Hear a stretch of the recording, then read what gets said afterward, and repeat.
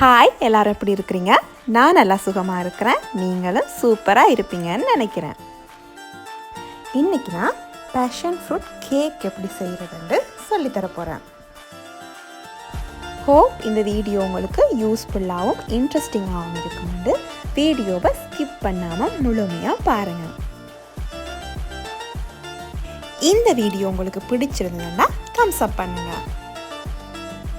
என்னோட சேனலுக்கு சப்போர்ட் பண்ண விரும்புனீங்கன்னா இந்த சேனலை ஒருக்கா சப்ஸ்கிரைப் பண்ணிவிட்டு அப்படியே பக்கத்தில் இருக்க பெல் ஐக்கனையும் ப்ரெஸ் பண்ணி விடுங்க.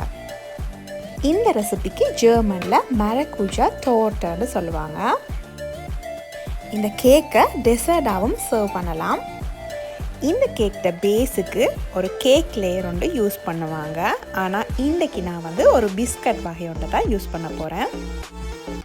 வாங்க இனி இந்த கேக்கை எப்படி செய்கிறதுன்னு பார்க்கலாம்.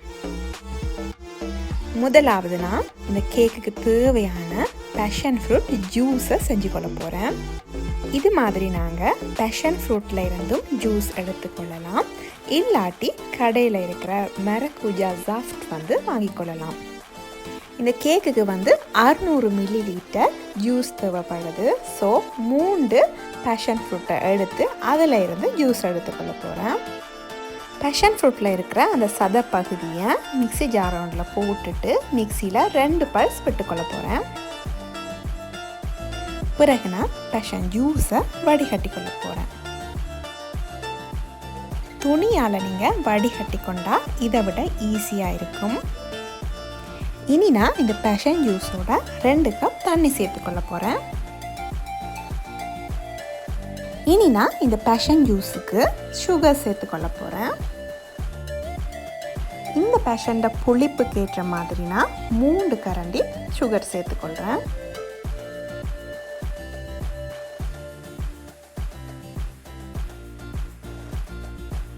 சுகர் நல்லா கரையும் வர நல்லா கலக்கி விட போகிறேன். இந்த கேக்கோட பேஸுக்கு ஒரு பட்டர் கேக் லேயர் ஒன்றும் யூஸ் பண்ணலாம். ஆனால் இன்றைக்கி நான் முதல்ல சொன்ன மாதிரி ஒரு பிஸ்கட் வகை ஒன்றை தான் யூஸ் பண்ண போகிறேன்.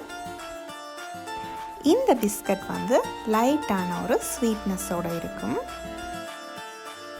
இந்த பிஸ்கட்டை நான் 1 செகண்டுக்கு மாதிரி பேஷன் ஜூஸில் டிப் பண்ணிவிட்டு என்னோட கேக் ட்ரேயில் வச்சுக்கொள்ள போகிறேன். இது மாதிரி உங்களுக்கு தேவையான அளவு பிஸ்கட்டை பேஷன் ஜூஸில் நல்லா டிப் பண்ணிவிட்டு இந்த ட்ரேயில் அடுக்கிக்கொள்ள போகிறேன்.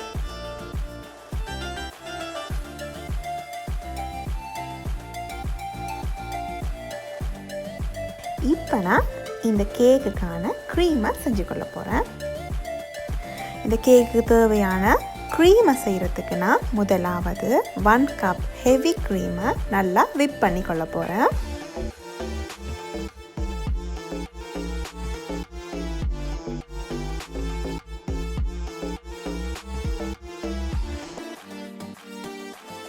ஒரு 5 நிமிஷத்தில் எங்களோட விப் க்ரீம் ரெடி ஆகிட்டுது. விப் க்ரீம் ரெடி ஆகிட்டுது. இனி மற்ற இன்க்ரீடியன்ஸை ரெடி பண்ண போகிறேன். இனி நான் ஒரு அகலமான பாத்திரத்தில் 1 கப் க்ரீம் சீஸ் சேர்த்துக்கொள்ள போகிறேன்.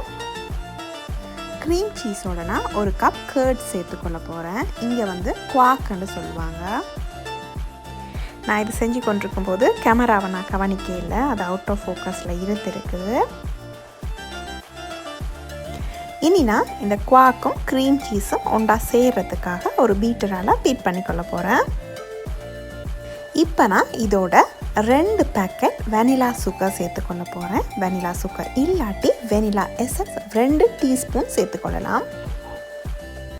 மேலும் இதோட நான் இனிப்புக்காக 150 கிராம் சுகர் சேர்த்துக்கொள்ள போகிறேன். எல்லாத்தையும் சேர்த்துட்டு இது மாதிரி நல்லா மிக்ஸ் பண்ணிக்கொள்ள போகிறேன்.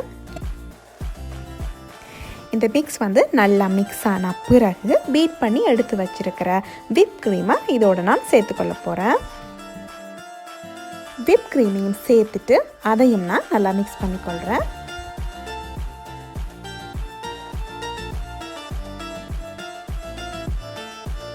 இப்போ எங்களோட க்ரீம் ரெடி ஆகிட்டுது. கிட்டத்தட்ட ஒரு 1 ஹவருக்கு மாதிரி இந்த கேக்கோட பேஸை நான் ஃப்ரிட்ஜில் எடுத்து வச்சுருந்தேன். இனி நான் இந்த கேக் பேஸுக்கு மேலால் செஞ்சு வச்சுருக்கிற க்ரீமை சேர்த்துக்கொள்ள போகிறேன். க்ரீமை மேலால் போட்டுட்டு நல்லா ஈவனாக பரப்பி விட போகிறேன். க்ரீமை நல்லா சமனாக பரப்பினா பிறகு க்ரீம் செட் ஆகிறதுக்கு ஒரு 2 மணித்தியாலத்துக்கு ஃப்ரிட்ஜில் எடுத்து வைக்க போகிறேன். இனி நான் இந்த கேக்கோட மிரர் கிளேஸை செய்ய போகிறேன். முதலாவது நான் ஒரு நான்ஸ்டிக் பாத்திரத்தில் டோட் அண்ட் கூஸ் 3 பேக்கெட் சேர்த்துக்கொள்ள போகிறேன். ஜெர்மனியில் மிரர் கிளேஸ் செய்கிறதுக்கு இந்த வகையான பவுடரை யூஸ் பண்ணுவாங்க. 3 பேக்கெட்டையும் இந்த பாத்திரத்தில் போட்டுட்டு கொஞ்சமாக பேஷன் ஜூஸும் இதில் விட்டு கரைச்சி கொள்ள போகிறேன். கிளேஸ் பவுடர் ஃபுல்லாக கரைஞ்சா பிறகு 600 மில்லிலிட்டரில் மிகுதியாக உள்ள பேஷன் ஜூஸையும் இதோட சேர்த்து கலக்கி கொள்ள போகிறேன். ஜூஸை நல்லா கலக்கிட்டு ஒரு மெல்லிய சூட்டில் அடுப்பில் வச்சு சூடாக்கி கொள்ள போகிறேன். கிட்டத்தட்ட ஒரு 10 நிமிஷத்துக்கு பிறகு இந்த கிளேஸ் திக்காக தொடங்கிட்டது. இனி அடுப்பை ஆஃப் பண்ணிவிட்டு ஆற விடலாம். இந்த கிளேஸை நிறைய ஆற விட தேவையில்லை. ஒரு 5 நிமிஷம் ஆறினா பிறகு எங்களோட கேக்குக்கு மேலே ஊற்றி கொள்ளலாம்.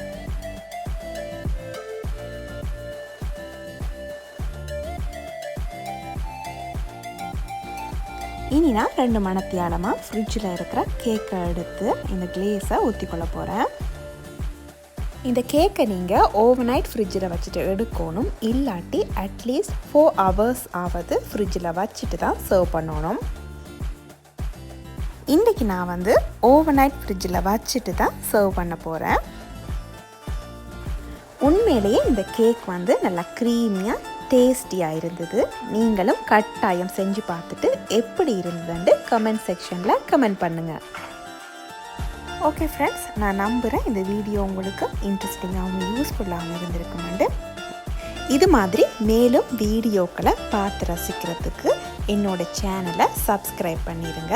அப்படியே பக்கத்தில் இருக்க பெல் ஐக்கனையும் ப்ரெஸ் பண்ணிவிடுங்க. இன்னொரு யூஸ்ஃபுல்லான வீடியோவோட சந்திக்கலாம். Until then, 3D Lifestyle Germany, தர்சி.